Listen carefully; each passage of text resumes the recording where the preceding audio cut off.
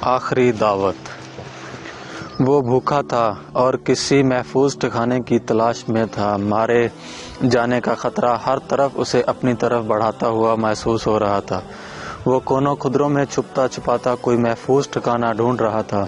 جیسے ہی وہ ایک گلی کا موڑ مڑا، ایک کھلی سڑک پر آیا، اسے ایک دیوار میں سوراخ نظر آ گیا۔ وہ سمٹا کر اس سوراخ سے اندر داخل ہو گیا اور جوں ہی اس کی آنکھیں اندھیرے میں دیکھنے کے قابل ہوئیں، حیرت اور خوشی سے وہ اچھل پڑا۔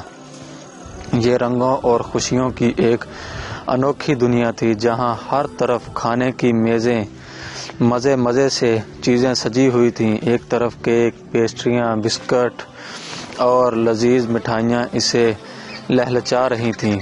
ایک طرف کاغذ والے دودھ کے ڈبے رکھے ہوئے تھے تو کہیں پھلوں کے رس کے ڈبے اسے لبھا رہے تھے۔ ایک کونے میں ٹافیوں اور چاکلیٹوں کی رنگ بھری دنیا است کھانے دعوت دے رہے تھے۔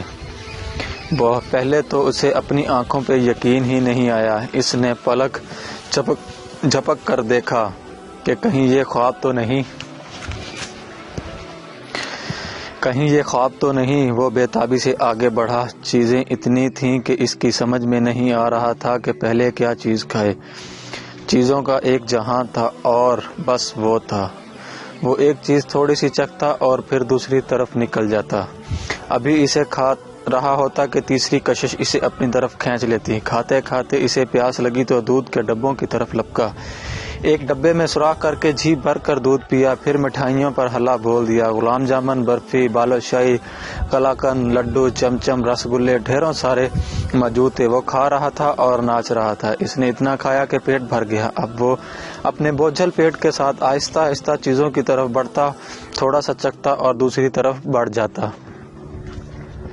نہ جانے کتنا وقت گزر گیا، اس پہ سستی طاری ہونے لگی۔ اس نے سوچا اب یہاں سے چلے جانا ہی بہتر ہے، مگر اس مزیدار میٹھی دنیا کے آخری کونے سے اسے ایک محصور کن مہک نے اپنی طرف کھینچ لیا۔ یہ سوندھی سوندھی خوشبو سب خوشبوؤں سے انوکھی لگ رہی تھی۔ اس کی تیز نظروں نے اس جگہ کو دیکھ لیا جہاں سے یہ خوشبو آ رہی تھی۔